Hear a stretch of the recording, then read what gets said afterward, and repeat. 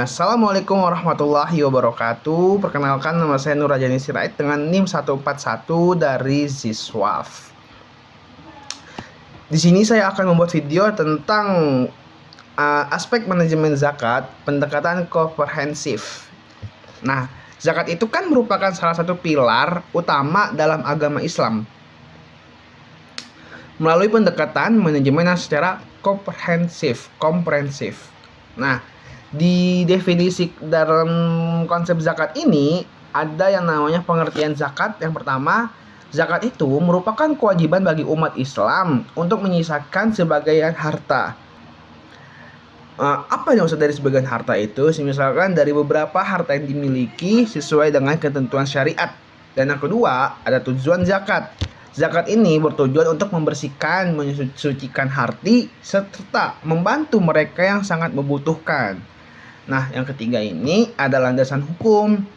Nah, sebelumnya zakat itu kan memiliki dasar hukum yang kuat dari dalam Al-Quran, merupakan ayat-ayat suci Al-Quran atau hadis-hadis Nabi Muhammad SAW.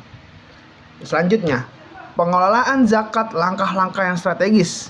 Yang pertama itu ada perencanaan, yang kedua ada pengumpulan, dan yang ketiga ada pendistribusian.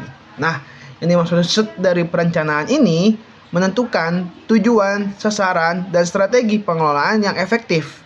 Dan yang kedua ada pengumpulan. Nah, pengumpulan ini mengoptimalkan sistem pengumpulan zakat melalui berbagai saluran atau metode. Misalkan saya beri contoh deh dari pengumpulan ini kan.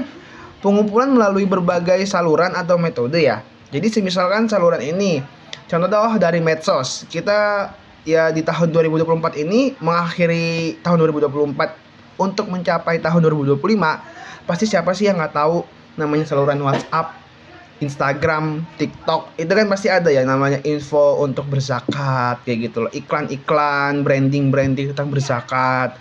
Nah, kalau misalkan secara metode itu biasanya paling Basnas itu kayak bekerja sama ke beberapa sekolahan, kayak memperkenalkan apa itu zakat, kayak misalkan ke kampus memberikan beberapa beasiswa kepada mahasiswa-mahasiswa yang mendapatkan beasiswa dari Basnas gitu loh. Nah, pendistribusian ini nih mendistribusikan zakat secara adil dan yang tepat guna kepada para mustahik. Contohnya kan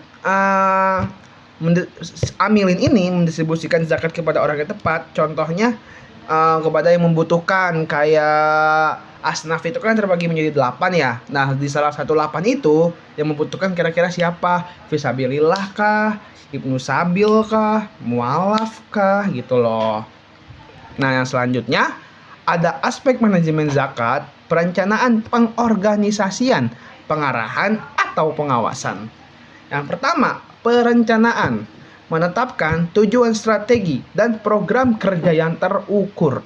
Dan yang kedua, pengorganisasian, mengatur struktur organisasi dan pembagian tugas yang jelas.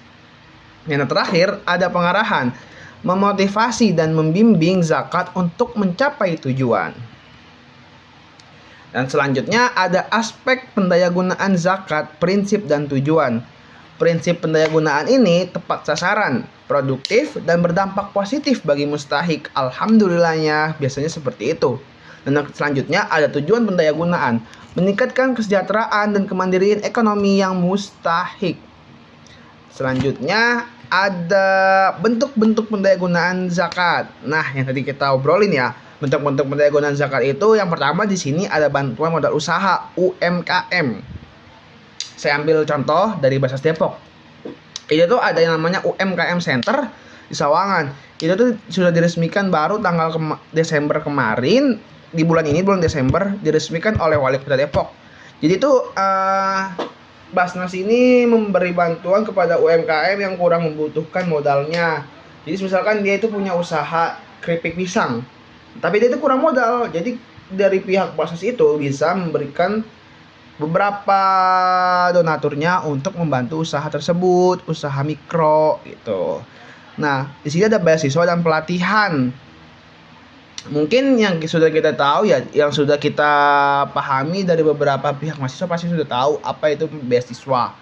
Nah, dari pihak Basnas pun pastinya akan memberikan beasiswa kepada beberapa mustahik atau mahasiswa yang ingin membutuhkan beasiswa tersebut.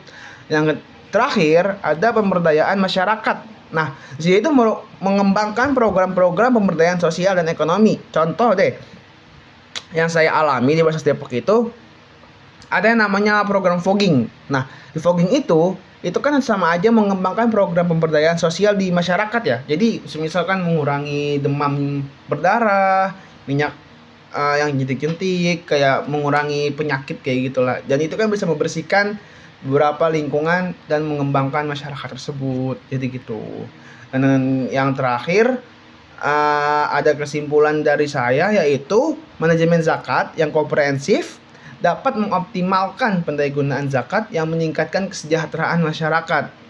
Nah, tapi dapat diperlukan yang kuat pemangku kepentingan untuk mewujudkan potensi zakat secara maksimal. Jadi gitu teman-teman semuanya. Terima kasih. Sekian dari saya. Assalamualaikum warahmatullahi wabarakatuh.